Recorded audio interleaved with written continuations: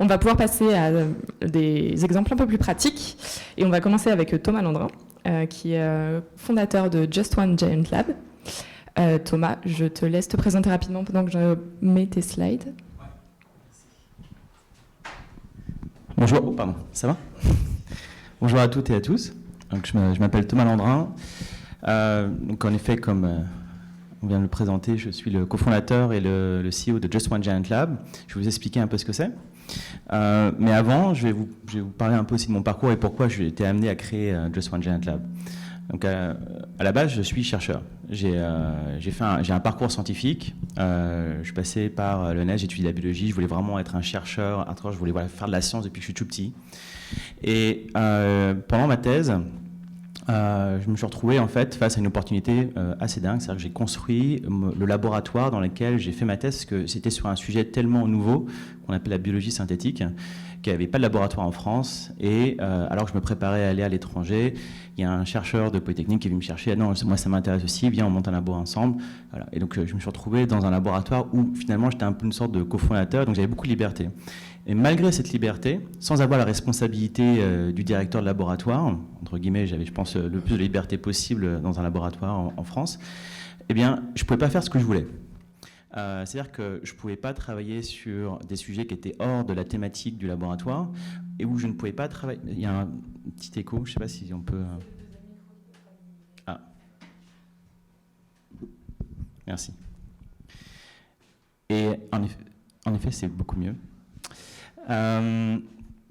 Et le deuxième problème, c'est que je ne pouvais pas travailler avec des non-chercheurs. C'était très compliqué. Faire venir des personnes qui n'étaient pas du monde académique dans mon laboratoire, fallait oublier. Pour plein de raisons, des fois d'assurance, de culture, d'autorisation. Et donc, j'étais très frustré, parce que j'ai toujours voulu, j'ai toujours eu une approche... Oui, c'est peut-être mieux comme ça? C'est mieux comme ça. Ok.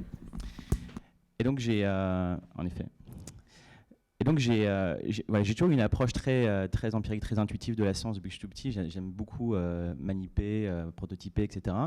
Et quelque part, j'avais l'impression en fait de perdre ça. Et donc j'ai décidé, après avoir passé une année à construire ce laboratoire, je me suis dit, finalement, est-ce que je ne peux pas en construire un deuxième, mais hors cadre académique? Et cette expérience, qui s'est appelée La Paillasse, qui n'était pas loin d'ici d'ailleurs, mais qui ne s'est pas construite à Paris, qui s'est construite dans un squat de banlieue parisienne à Vitry-sur-Seine, ça a été pour moi un changement total de perspective et qui a complètement changé ma vie. Et pourquoi? Parce que d'un seul coup, j'ai monté un laboratoire fait de toutes pièces dans un lieu qui était ouvert à tous et pour 0 €. Et autour de ce laboratoire, s'est créée une communauté. C'est une communauté faite de personnes qui venaient du monde de la recherche, mais pas que. Donc, surtout des personnes qui ne venaient pas du monde de la recherche, donc des gens qui avaient différents types de compétences, mais qui avaient un intérêt en fait, à rejoindre un laboratoire de biologie. Ces gens-là, ils ont commencé à collaborer ensemble, ils ont fait des projets de dingue. Moi, j'avais plus de plaisir à travailler dans un tel laboratoire ouvert, communautaire, que parfois dans mon propre laboratoire académique. Et pourtant, j'adorais ce que je faisais en thèse.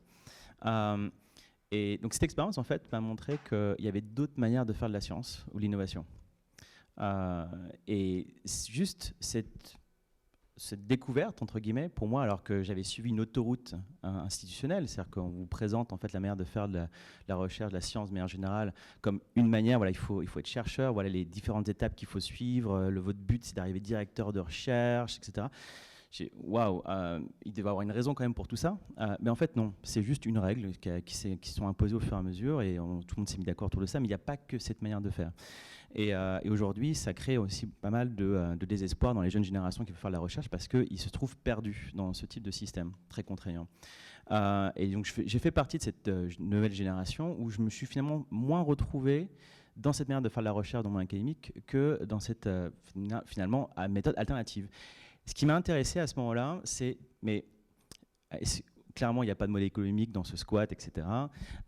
Est-ce que je peux construire un espace physique ou, vous allez voir plus tard, virtuel, qui vont permettre à des personnes comme moi qui ont envie de contribuer différemment à l'avancée de la science ou de l'innovation, eh bien de le faire en communauté. Donc il faut inventer pour ça des nouveaux outils, des nouveaux espaces, etc. Et donc ça a été le but de La Paillasse dans un premier temps, qui s'est installé ensuite juste à côté d'ici, dans 800 mètres carrés, qui a été une superbe plateforme d'expérimentation. Mais plus tard, je me suis très vite aperçu qu'il y avait un enjeu de pouvoir connecter non pas les gens au niveau local, mais au niveau global, et donc de faire en fait des communautés beaucoup plus importantes. Et alors, je ne sais pas si j'ai un petit clicker, non? Tu les as pas reçus? Ah merde.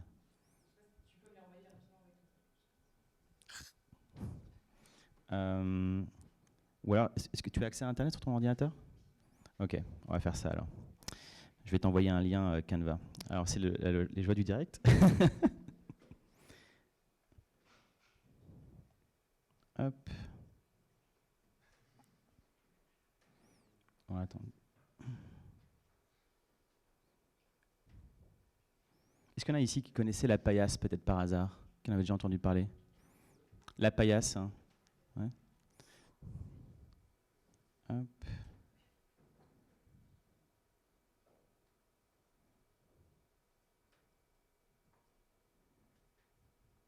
Ah oui. Hop.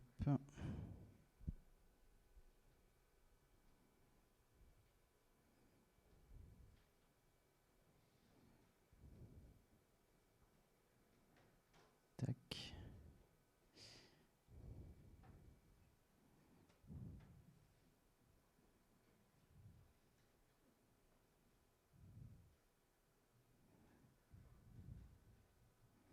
Ça arrive tout de suite. Voilà, c'est parti normalement.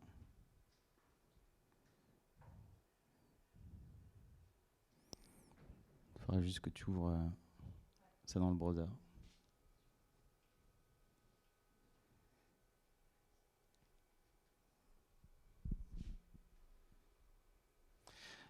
Voilà, donc je reprends. Ce qui m'a intéressé, c'est de voir qu'il y avait de plus en plus de communautés qui souhaitaient se constituer aussi autour d'enjeux scientifiques, médicaux, voilà, problématiques environnementales. Et le problème, c'est que les communautés, alors c'est fascinant. On rentre aujourd'hui de plus en plus dans des communautés. On a envie d'en faire partie. Super. Voilà.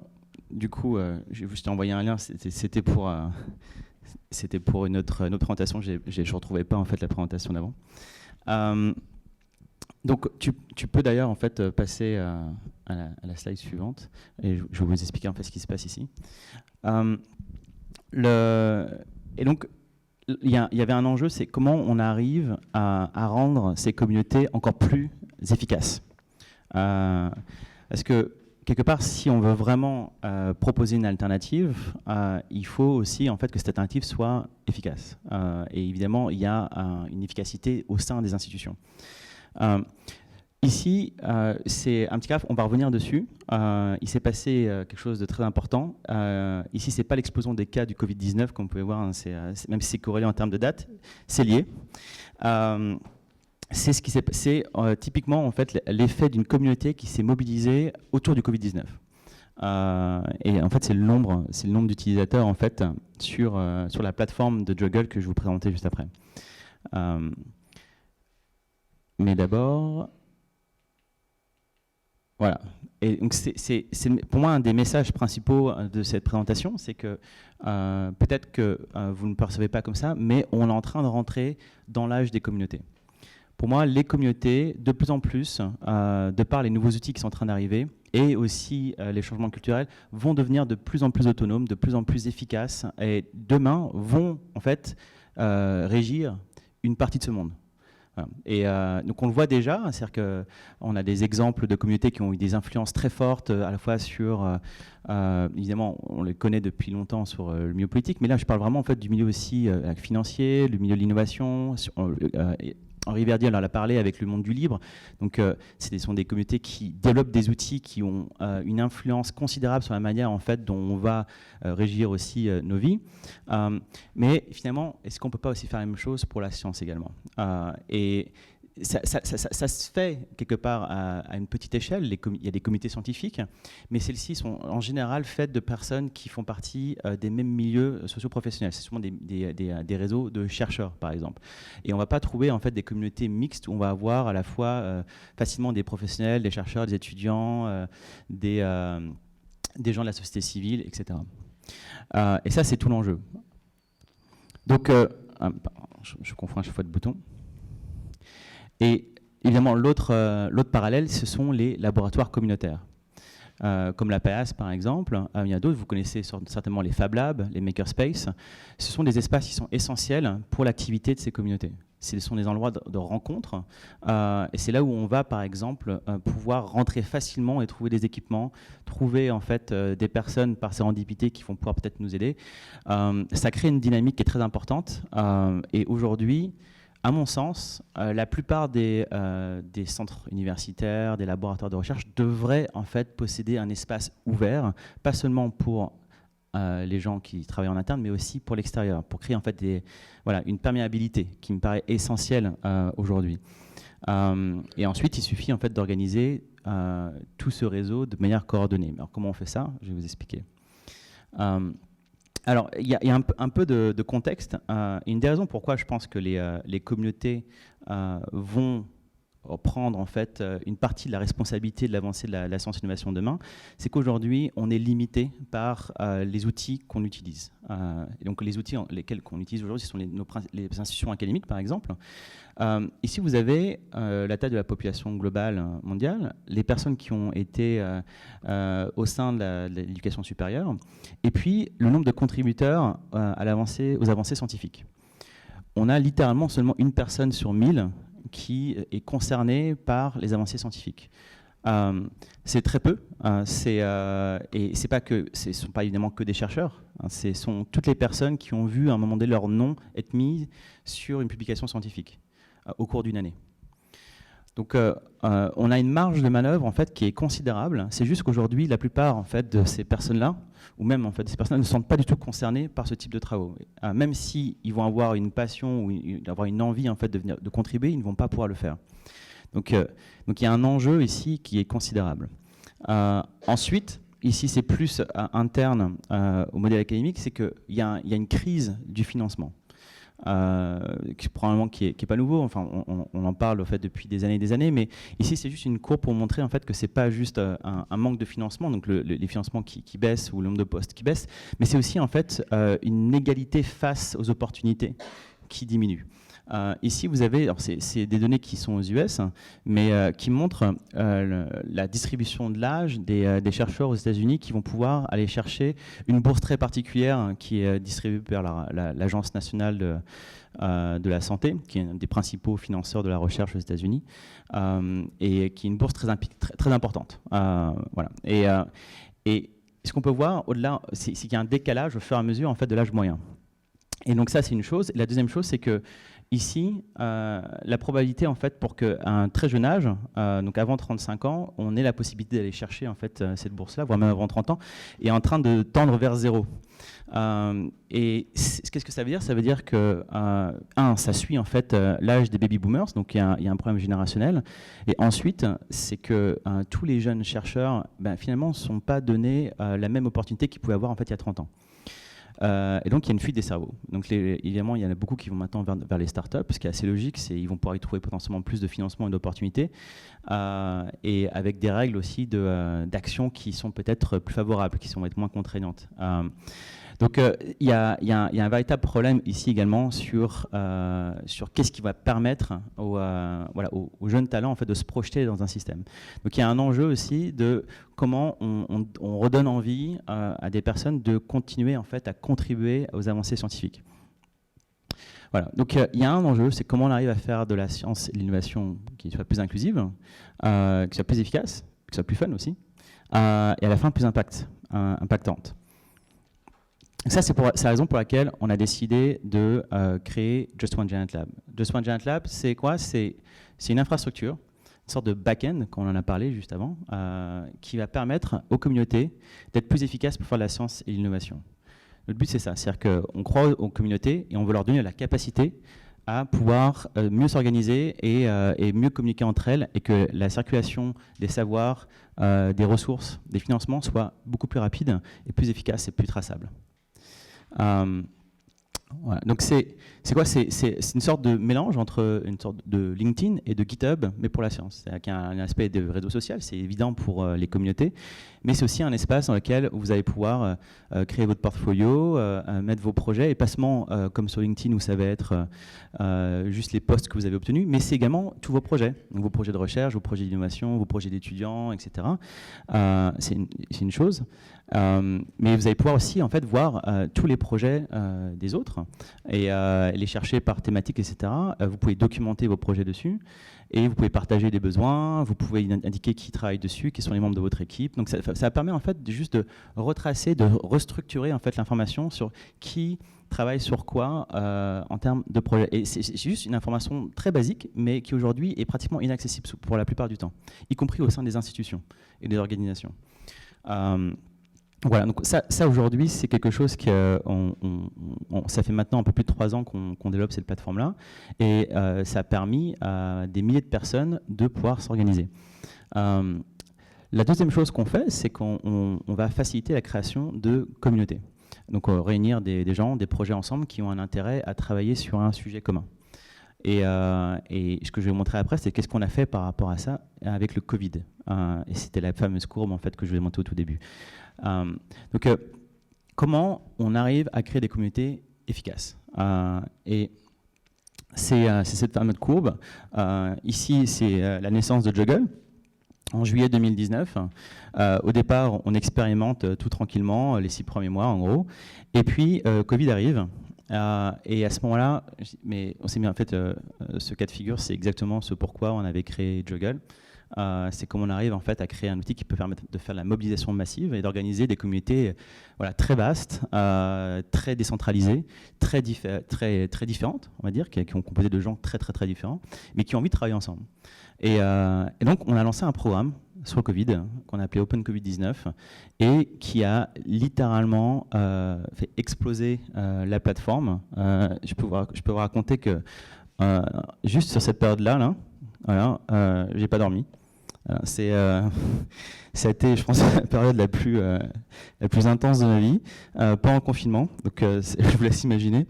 Mais on gagnait jusqu'à 300 utilisateurs par jour qu'on devait onboarder et leur dire en fait finalement qu'est-ce qu'ils pouvaient faire, etc. Mais c'était absolument passionnant. C'est là où on a mis en place tout ce qui fait aujourd'hui le socle de fonctionnement de la plateforme actuelle. Et je vais vous expliquer en fait ce qu'on a fait.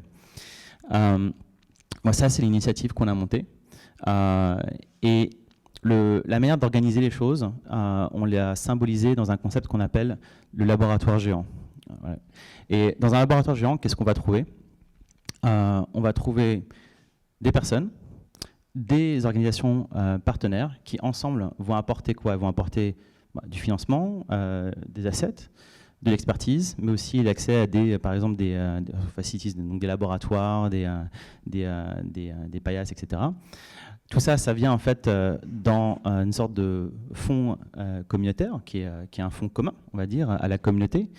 Mais l'accès en fait à ces ressources-là est conditionné à quoi? À une évaluation. Et ça, c'est l'aspect vraiment essentiel. C'est-à-dire qu'on s'est retrouvé avec une communauté de plusieurs milliers de personnes qui avaient plein d'idées et qui faisaient des propositions de projets. Et on avait reçu des financements de la part de partenaires, donc des fondations comme le Fonds AXA pour la recherche, par exemple. Et on avait donc pour mission de distribuer en fait, cet argent-là à la communauté, mais on ne voulait pas du tout que ce soit Juggle qui décide qui allait bénéficier de quoi. Au contraire, on est une communauté qui a une magnifique on va dire, intelligence collective de par la diversité des membres et leur niveau d'expertise aussi. Donc, on va mettre en place un système qui va permettre à la communauté d'évaluer les projets de la communauté. Et c'est la communauté qui va décider. On appelle ça le Community Review. Et alors, le Community Review, c'est littéralement, je pense, ce qui a permis à Juggle de se mettre à l'échelle et d'être aussi efficace aujourd'hui. Pourquoi? Parce que l'évaluation, c'est le nerf de la guerre. Ça permet en fait de créer de la confiance entre les individus, avec les projets, ou les institutions et les projets. Vous n'allez pas donner des ressources à un projet sans savoir si ce projet va vraiment être capable de faire quelque chose d'intéressant ou pas. Vous n'allez pas travailler avec quelqu'un si cette personne-là, vous ne la connaissez pas. Et quand vous ne la connaissez pas, comment vous allez pouvoir lui faire confiance, etc. Donc, il y a un enjeu, c'est comment on arrive à créer de la confiance dans des réseaux distribués, décentralisés, voilà, où les gens ne sont plus forcément dans le même bureau, dans le même espace. Et surtout, il y a un autre enjeu, c'est que l'évaluation, ça coûte très cher à organiser normalement. Hein, quand vous organisez des compétitions ou des appels à projets, en général, ça se fait une fois par an parce que c'est tellement chiant, les reviewers, en fait, il faut aller les chercher voilà, par les cheveux, restez s'il vous plaît, non, vous allez voir, c'est important. Les gens, ils vont faire ça en fait à moitié, et puis personne n'est vraiment content, c'est-à-dire que les porteurs de projets ne savent pas vraiment pourquoi en fait ils ont été ou ils n'ont pas été sélectionnés, il n'y a pas vraiment de feedback, tout ça c'est une boîte noire. Voilà, donc ça marche pas très bien, quoi, concrètement. Ici, c'est totalement différent. Déjà, c'est quelque chose qui est très court. La manière dont en fait, on a totalement hacké la méthode d'évaluation, c'est que ce sont les porteurs de projets eux-mêmes qui sont les évaluateurs. Qu'est-ce que ça veut dire? Ça veut dire que vous faites un appel à proposition. Vous avez je sais pas, une cinquantaine de propositions qui arrivent. Eh bien, cinquantaine de propositions qui touchent tous ici, évidemment, le sujet du Covid-19. En général, lorsqu'on est porteur de projet, on est un peu expert. Voilà, on ne va pas se lancer en fait, dans un projet si on n'y connaît vraiment rien. On ne va pas être légitime, en tout cas. Donc, qu'est-ce que ça veut dire? C'est que ces porteurs de projet, en fait, sont finalement les meilleurs experts qu'on puisse aller chercher pour faire l'évaluation. Deuxièmement, ces porteurs de projet, eh bien, ils sont mobilisés, ils sont en attente en fait, à ce que le système ici leur apporte de la valeur. Alors on dit très bien, eh bien, à ce moment-là, vous allez devoir en fait, apporter une contrepartie en termes de valeur pour que tout ça soit à l'équilibre. Et donc, on rend obligatoire l'évaluation. Ça veut dire que si vous êtes, par exemple, vous n'évaluez pas en tant que porteur de projet au moins 4 ou 5 autres projets qui vont vous être donnés, avec des algorithmes de randomisation, etc., pour éviter les biais, eh bien, votre projet, même s'il est très bien évalué, si vous n'avez pas fait ce travail d'évaluation vous-même, eh bien, vous ne pourrez pas être soutenu.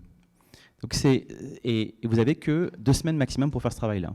Qu'est-ce que ça veut dire? C'est-à-dire qu'entre le moment en fait, où les projets sont soumis et le moment où en fait, les résultats arrivent, il se passe 2 semaines et à la fin, on a des résultats qui sont extrêmement qualitatifs. Pourquoi? Parce que la manière en fait, dont on va évaluer les projets, c'est basé sur des questionnaires où il y a par exemple une trentaine de questions, ça va évaluer la faisabilité, ça va évaluer l'impact. Donc imaginez que vous avez 5 évaluateurs indépendants, c'est 150 points qui vont définir en fait la qualité du projet.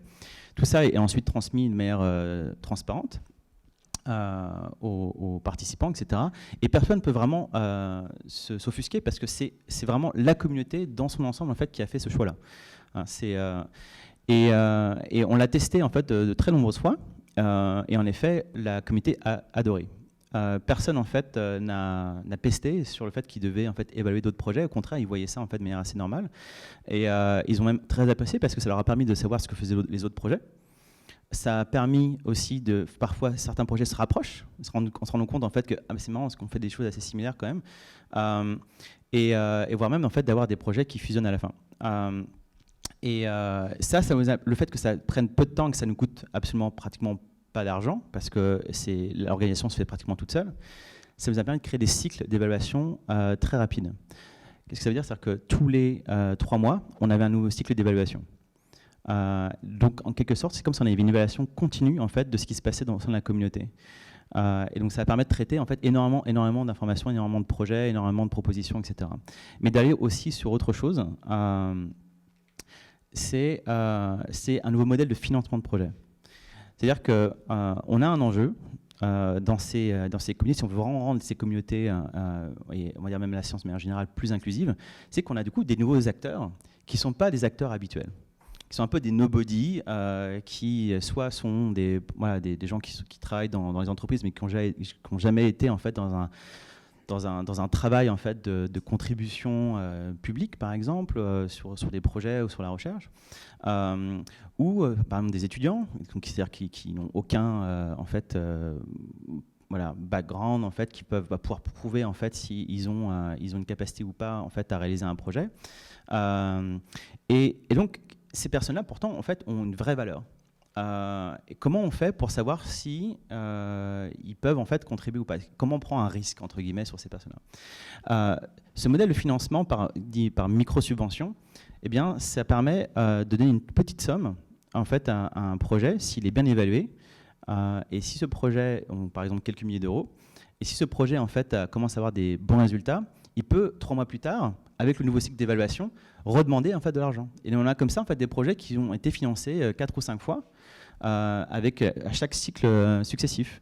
Et si la proposition est rejetée dans un premier temps, ben c'est pas grave, on peut revenir 3 mois plus tard avec les retours des évaluateurs, on apprend. Et donc en fait, ça casse totalement en fait le cycle habituel de la proposition de projet, où on a l'impression de jouer notre vie sur une deadline. Ici, d'un seul coup, il y a un aspect de learning qui apparaît. Ça vient dissoudre aussi l'esprit de compétition qui est toxique en général dans les compétitions. Donc et on a vraiment du coup un esprit de communauté où les gens sont là en fait pour aussi s'entraider. C'est pas savoir en fait qui va être le premier, mais savoir comment ensemble on va créer les meilleurs projets possibles. Voilà, donc ces 2 aspects donc d'évaluation communautaire et de microfinancement rapide et additif. C'est ce qui a permis à cette communauté de performer de manière incroyable. Pour vous donner un exemple, donc on n'a pas donné beaucoup d'argent. Hein. On avait 120 000 € à donner à la communauté et on les a donnés à 36 projets. Mais au final, ces 36 projets, eh bien, ils ont produit plus d'une vingtaine de solutions fonctionnelles qui allaient de diagnostic. Donc on a les premiers tests de diagnostic pour le Covid en étant open source ont été produits par la communauté sur Juggl. On a des gens qui ont travaillé aussi sur des dispositifs médicaux comme des respirateurs, des pousse-seringues, etc. On a des gens qui ont travaillé sur des études de sciences sociales aussi, par exemple sur l'impact du Covid sur les droits de l'homme, sur la variabilité en fait, des réponses des États, etc. Donc voilà, et on a des gens qui ont été jusqu'à publier aussi dans des journaux à comité de lecture pour qui c'était pertinent sur les projets de recherche. Mais un autre point qui a été très important, c'est donc la diversité. Donc pratiquement la moitié des projets qui ont été financés étaient menés par des femmes, ce qui est beaucoup plus haut en fait que dans les concours classiques et les compétitions classiques de start-up et compagnie. Et puis surtout, on avait des gens qui venaient de tous les continents. Et donc pour donner des exemples, on avait une personne des Philippines qui était donc un professionnel qui travaillait dans une entreprise qui voulait monter un dispositif de surveillance génomique. Alors c'est quoi? Ça permet en fait de savoir si le virus, par exemple, où est-ce qu'il se trouve dans la nature, pour pouvoir faire des études épidémiologiques et faire des prédictions en fait de comment le virus se déplace. Et il voulait mettre ça, tout réunir en fait dans une petite valise pour moins de 1 000 €. Il a fait une proposition de projet qui n'a pas été reçu au premier abord parce que pas assez mature en termes de description, etc. C'est pas grave, mais le concept avait plu. Ça a permis à des membres de la communauté en fait de venir le rejoindre. Ça m'intéresse, je veux t'aider, etc. Ils ont 3 mois plus tard refait une proposition qui a été très bien retenue parce que c'était, je crois, un des meilleurs projets dans le top 3. Et donc il a été financé. Il a fait une preuve de concept. Il est revenu 3 mois plus tard avec des super résultats. Il a demandé à être refinancé pour développer une deuxième valise, pour avoir une deuxième station de surveillance génomique. On l'a financé, parce qu'encore une fois, la communauté l'a validé. Et grâce à ça, donc, il avait 2 stations de surveillance et qui avaient des très bons résultats. Et depuis, en fait, et maintenant, il travaille avec l'Agence nationale de santé publique des Philippines. Ce qui n'aurait jamais arrivé, en fait, s'il avait dit directement, il était les voir avec son idée. Et en fait, qu'est-ce que ça veut dire? C'est-à-dire que d'un seul coup, ici, à travers le fait qu'il ait été évalué positivement par la communauté, une communauté qui est elle-même experte sur le Covid, de par sa masse critique, même si on va y trouver des gens d'expertise différentes, et le fait qu'il ait été financé et qu'il y ait des résultats et un prototype qui fonctionne, ça lui a donné de la légitimité. Et en fait, c'est ce qu'on a fait ici, alors que c'est quelqu'un qui n'a aucun titre académique.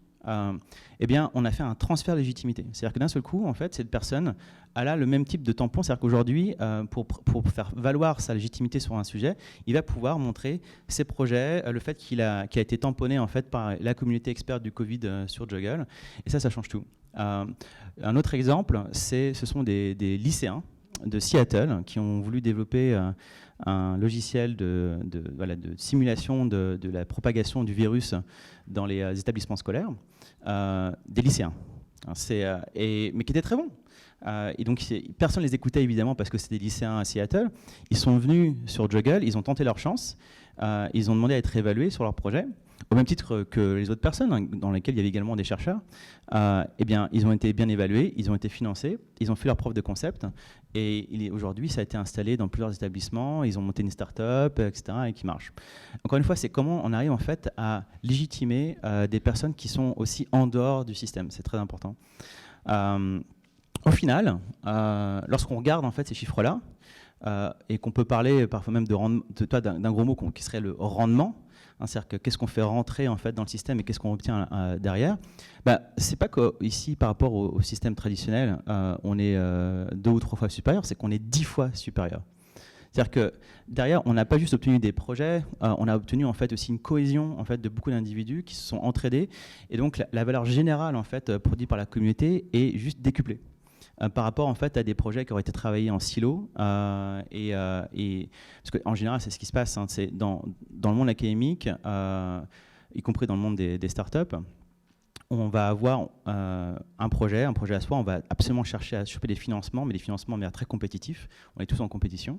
Et puis une fois qu'on a les financements, il ne faut surtout pas en fait, le partager. Et donc tout repose en fait sur une petite équipe qui va avoir elle-même en fait devoir être totalement autonome.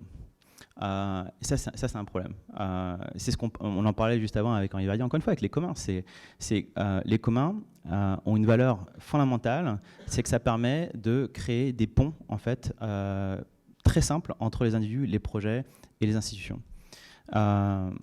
Et donc ce modèle en fait d'approche de laboratoire géant aujourd'hui, c'est quelque chose qu'on cherche à apporter à d'autres espaces thématiques, donc pas seulement évidemment le Covid-19, mais par exemple aussi sur l'environnement, sur l'impact social, et parce que c'est un mode de fonctionnement qui peut être très très très très efficace. Et au-delà de ça, donc ça permet d'être frugal. Donc c'est aujourd'hui la communauté globale de Juggle, donc il y a plus de 8500 personnes sur la plateforme qui viennent de plus de 100 pays différents.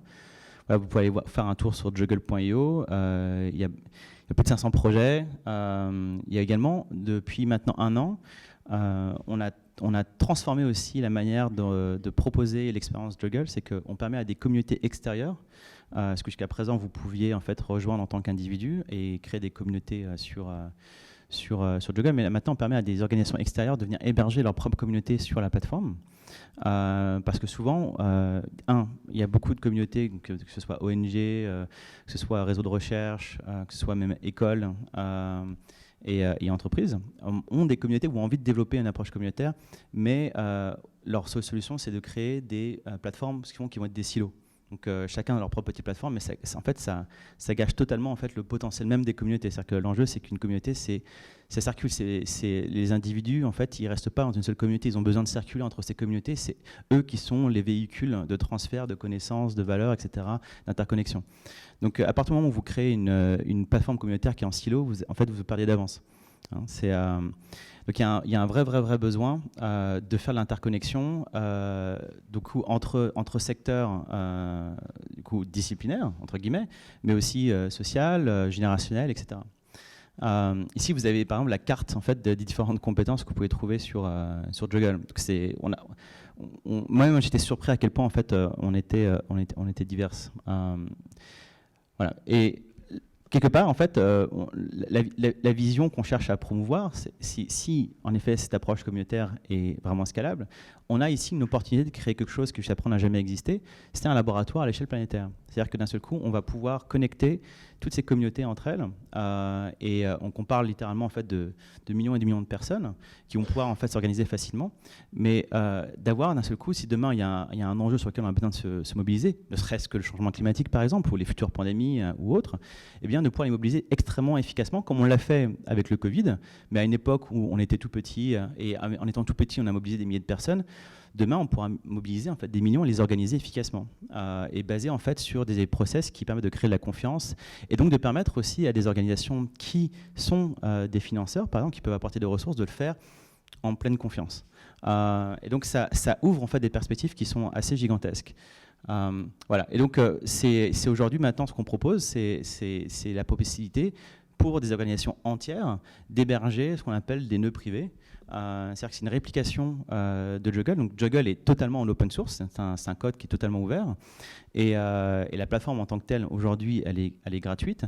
Mais pour les organisations qui aimeraient, par exemple, s'héberger entièrement avec un environnement qui, on va dire, est brandé, customisé, etc., et c'est assez souvent important pour les institutions, comme je disais, par exemple pour les écoles, les ONG, etc., qui ont leur propre communauté, qui veulent garder cet esprit-là, c'est ce qu'on commence à proposer.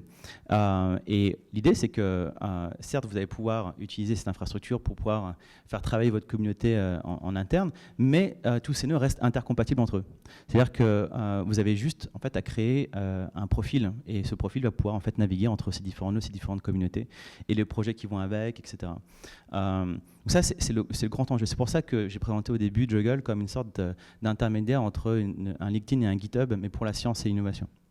Voilà. Je pense que la slide d'après, elle est pas relevante pour ce que... Voilà.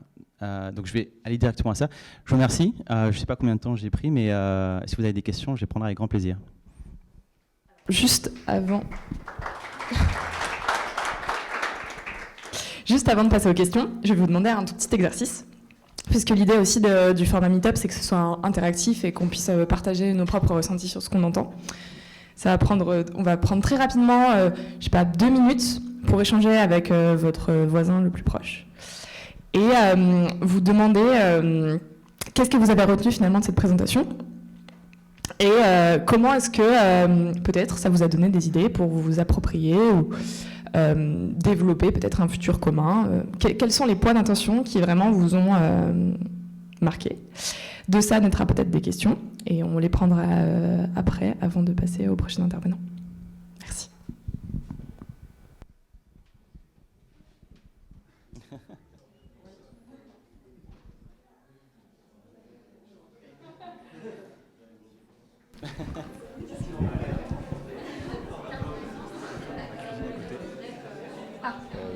Soit pas à toi, non. Sinon tu demandes à la Sindec. Sinon en fait l'effet Larsen c'est quand tu parles trop près de l'enceinte. Ah, okay. C'est-à-dire que j'ai même pas un petit peu. Qu'est-ce que t'en penses? C'est parfait. Okay. Très bien. C'est pour créer un petit peu d'interaction et puis générer aussi des questions qui ne se seraient pas posées eux-mêmes, tu vois. On teste. C'est la première fois qu'on essaie. Ouais, c'est bien, c'est pas mal comme idée. Ouais. Voilà. Puis ça permet de mettre aussi en pratique l'esprit communautaire. Ouais, voilà, exactement. Juste le risque de ça, c'est toujours le temps. Mais et ouais, désolé pour les slides, j'ai pas vu que j'avais pas la petite chance. Bah ouais, non, mais c'est bizarre parce qu'en plus je l'ai mise, je l'ai vue partir et je sais pas. Je sais pas, trop bizarre. Ouais. Mais bon. C'était pourquoi cette présentation? Comment? C'était pourquoi la présentation?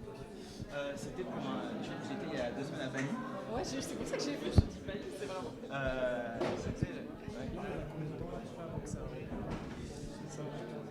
Même pas, ouais. Vraiment, ouais. Ouais, vas-y. Et ouais, donc c'était le grand festival, le grand rassemblement annuel des Fab Labs. Ah d'accord. À Bali. Ok. Et tu t'es déplacé là-bas ou t'as fait un petit? Ah ouais, putain. Je suis parti 2 semaines là-bas. Trop cool. Trop cool. Non, c'était ouf. Du coup, tous ces makers, toutes ces communautés, finalement, en fait, c'était parfait. Donc, on est en train de bosser maintenant avec eux pour voir comment on pourrait les héberger sur l'infrastructure de Juggle aussi. En fait, à terme, l'idée, c'est que toutes ces communautés, que ce soit les Fab Labs, les biohackers, les différentes organisations de recherche, etc., en fait, certes, elles ont besoin de leur propre espace pour pouvoir bosser, etc., mais elles ont surtout besoin de s'interconnecter. Et qu'il y a un énorme enjeu, en fait, d'avoir une approche décentralisée où il faut arrêter, en fait, surtout lorsqu'il y a un enjeu de créer des communautés, de créer des silos. C'est parce qu'en fait, c'est pas encourageant pour les gens de créer un profil sur un truc qui est en silo. 2, en termes de modèle économique, c'est-à-dire que tu n'as aucune valeur en fait, à créer une plateforme en interne, ça te coûte trop cher. Parce que les gens vont pas vraiment l'utiliser et ça va peut-être durer 2 ans, plus 3 ans, ça va te coûter une fortune entre temps et à la fin tu vas devoir tuer le projet. Voilà.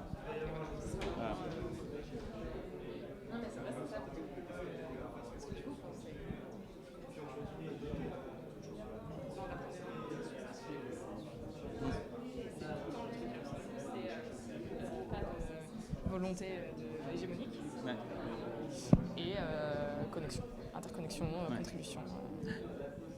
J'aime trop. C'est trop intéressant ces sujets. Ouais. Non, il y a beaucoup à construire en fait. C'est-à-dire que s'il y a un enjeu, c'est comment en fait on rend ces communautés de plus en plus autonomes, de plus en plus efficaces, de plus en plus trustful. toute façon, l'idée, c'est qu'on ne cherche pas en fait, à reproduire les communautés types, ce qu'on trouve sur les réseaux sociaux. Oui, c'est ça. C'est vraiment les communautés qualitatives et de gens qui, à la fin, peuvent se faire confiance et travailler ensemble sur des vrais projets, être financés. On va voir si ça va. Peut-être prendre trois questions. Ouais. Alors, ça donne quoi? Vous avez pu échanger, vous avez des... Qu'est-ce qu'il y a? Coucou. On va prendre quelques questions, s'il y en a qui ont émergé suite à ces échanges, ou même que vous aviez avant d'échanger avec vos voisins. Est-ce qu'il y a des questions, du coup? Ou est-ce que vous voulez partager des remarques que vous avez échangées entre vous? C'est aussi possible. Une là-bas, deux, trois. Je me déplace. T'as ton micro? Ouais, c'est bon. Bonjour, Julien Gorintin, je suis directeur de l'innovation d'une boîte qui est hébergée ici, Light. J'ai pas bien saisi la mécanique de financement. J'ai bien compris toute la mécanique pour les gens qui proposent une innovation, ouais. Mais la mécanique de financement, d'où vient l'argent, c'est ça? Ouais. Pour l'instant, ça vient de partenaires. C'est-à-dire que tu montes un programme thématique, donc par exemple sur le Covid, c'est pas sur les déchets plastiques ou sur je sais pas, les villes durables, j'en sais rien. Et donc tu vas avoir des partenaires qui vont amener des financements, et ces financements en fait ils vont être loqués dans une sorte de fonds communautaire qui est transparent, donc on sait combien en fait il y a, et à chaque tour il y a une certaine somme en fait qui est débloquée et qui va être mise à disposition de la communauté, mais l'allocation en fait de cette somme, elle va être décidée basée sur l'évaluation des projets, donc il va y avoir un score à la fin, un ranking. Et donc les projets qui sont au-dessus d'un seuil de qualité sont financés automatiquement. Ok. Et donc là, vous avez des commerciaux qui vont chercher ces financeurs? Donc en effet, on travaille avec des partenaires. Maintenant, tu as deux modalités d'action sur Juggle. C'est-à-dire que quand tu montes un programme où tu veux financer des projets, en effet, il va falloir que... Alors, c'est pas seulement que nous, il y a aussi des programmes extérieurs qui se montent sur Juggle, qui utilisent l'infrastructure en elle-même. Et en fait, c'est les programmes qui décident de comment ils veulent distribuer en fait, les financements. S'il y a des financements, des fois, il n'y a pas de financement du tout. Et ensuite, il y a juste le fait qu'il y a des organisations qui veulent juste héberger leur communauté pour pouvoir l'organiser. Donc, cet esprit de financement de projet, il n'est pas automatique, il ne vient pas à chaque fois en fait, mais je trouve qu'il est idéal. C'est-à-dire que si tu veux stimuler en fait les collaborations au sein d'une communauté, qui soit juste par exemple interne ou globale, ce modèle-là en fait te permet de le faire de manière très très très efficace. Parce que ça permet en fait de créer de la confiance au sein de la communauté. Donc c'est pour ça que je disais, tu as des organisations partenaires, très bien, qui aident, mais dans un deuxième temps, l'idée c'est que, un peu comme sur le modèle du crowdfunding, tu as des donateurs qui vont dire, moi ça m'intéresse de donner à des gens qui, je sais pas, travaillent sur le cancer. Alors aujourd'hui, il y a deux manières de le faire. Soit ils vont financer directement des instituts de recherche, je sais pas, l'Institut Curie par exemple. Ils vont dire, je fais confiance à l'Institut Curie pour bien utiliser cet argent-là parce qu'ils sont experts, etc. Très bien, c'est légitime. Ou il y a des projets scientifiques qui vont faire du crowdfunding, mais à ce moment-là, ça marche souvent pas très très bien parce que ça veut dire que le projet scientifique va devoir faire du marketing, et puis les donateurs, ils vont devoir faire leur propre due diligence, mais est-ce que je donne vraiment au bon projet? Je sais pas. Donc il y a un enjeu, c'est comment maintenant on peut dire aux donateurs, donnez à une communauté légitime sur un sujet, et faites confiance à cette communauté pour allouer en fait ces fonds-là aux meilleurs projets. Voilà. Donc à terme, en fait, l'idée c'est qu'on aura des outils de financement associés à ces communautés qui se montreront et qui leur permettront aussi d'être autonomes. Merci.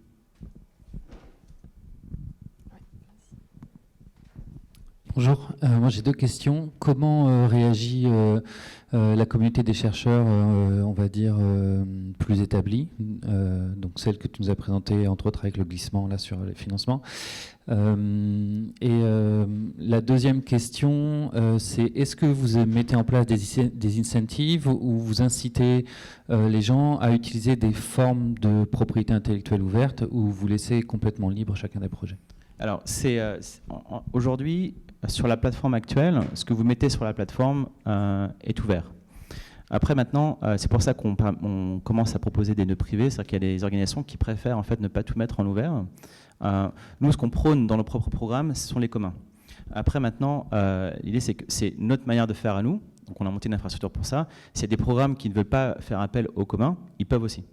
Mais nous, lorsqu'on porte un programme de Juggle, eh bien, on prône vraiment en fait l'avancée par commun, parce qu'on pense que le commun, c'est aussi une manière de fluidifier absolument tout. Maintenant, je pense en effet qu'il y a des sujets où il y a un intérêt à aussi pouvoir traiter l'IP.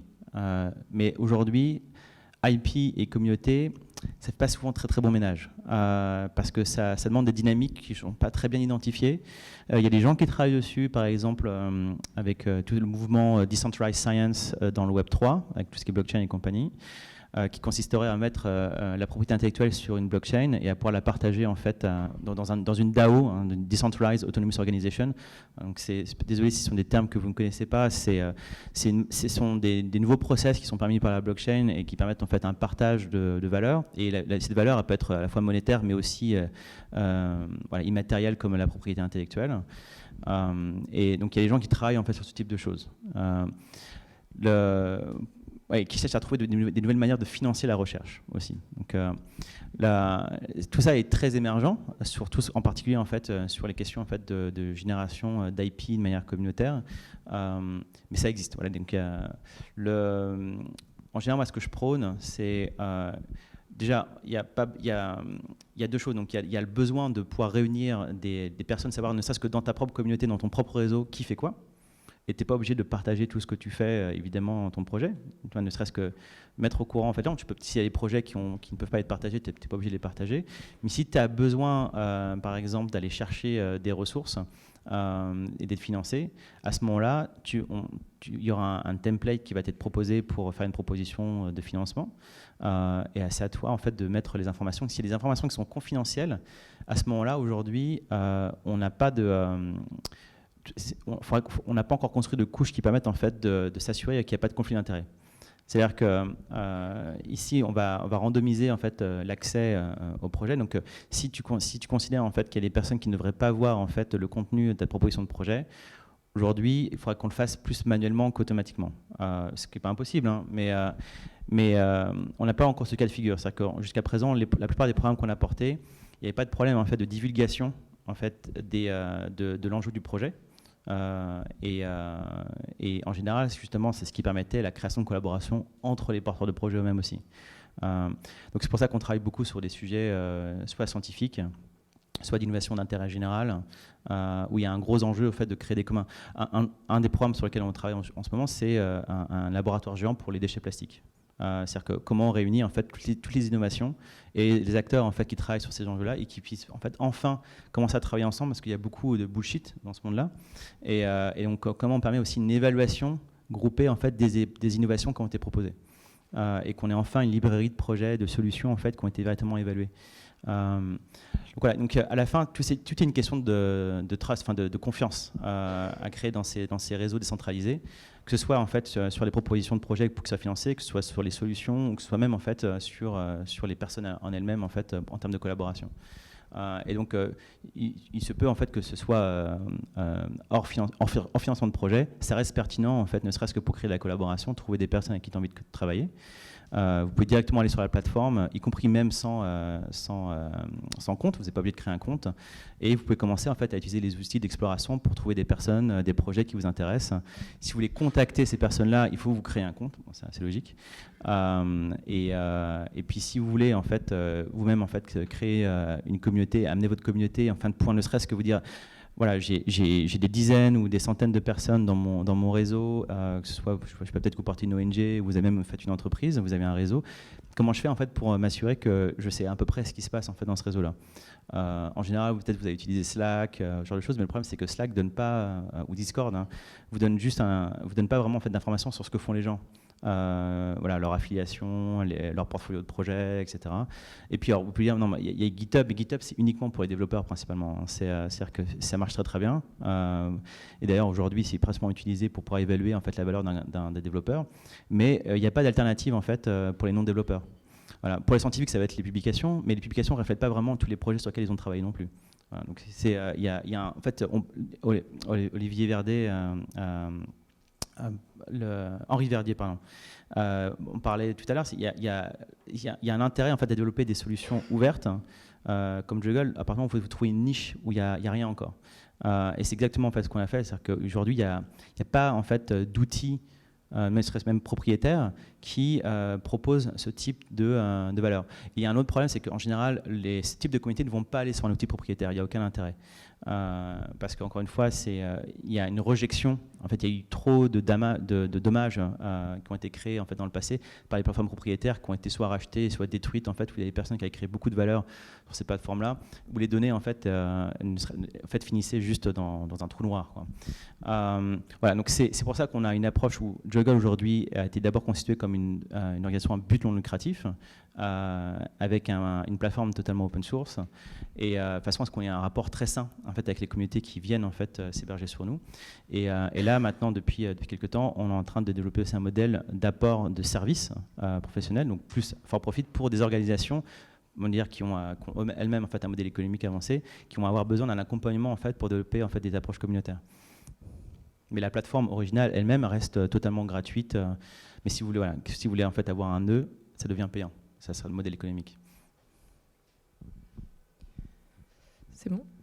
Tu veux peut-être une dernière rapidement du coup? Ouais, c'est ça, je vais aller vite. Non, merci beaucoup, c'était vraiment passionnant. Je pense qu'il faudra peut-être qu'on reparle parce qu'en ce moment je travaille sur un appel à commun avec l'ADEME et l'IGN et d'autres.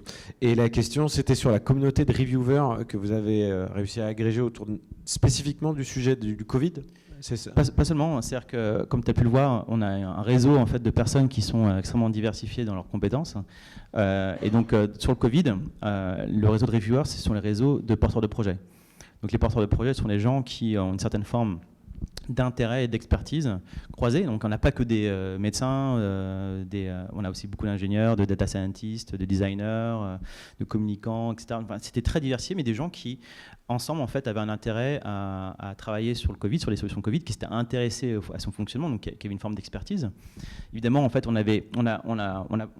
si vous intéresse, on a fait une publication, on a fait une analyse en fait de ce modèle d'évaluation communautaire. On a analysé en fait les biais, la robustesse, etc. Donc c'est un truc assez poussé et qui montre en fait que en fait c'est aussi robuste en fait qu'une méthode traditionnelle d'évaluation, même si le fait qu'en effet dans cette communauté on n'a pas que des experts très très très hauts. C'est-à-dire qu'on a demandé aux évaluateurs de scorer, enfin d'évaluer leur propre légitimité par rapport au projet, à évaluer le projet. Et donc sur une échelle de 1 à 5, et la moyenne était plutôt aux alentours de 3,5-4, avec des gens qui allaient jusqu'à 2. Donc ce qu'on a pu observer, c'est que par rapport en fait, à cette expertise-là, il y avait en effet un biais, c'est-à-dire que plus les personnes se sentaient moins légitimes, plus elles avaient tendance en fait, à mieux noter en fait, les projets. Donc il y a deux manières en fait, de traiter ça. C'est soit on met un cut-off, c'est-à-dire si tu considères que tu es à moins de 3, en fait, tu ne peux pas évaluer le projet, on t'en file un autre. Ou vu que le biais il est systématique, et on peut le mesurer en fait, à chaque fois, eh bien, on peut appliquer en fait, une correction. Voilà. Incroyable, trop bien. Super.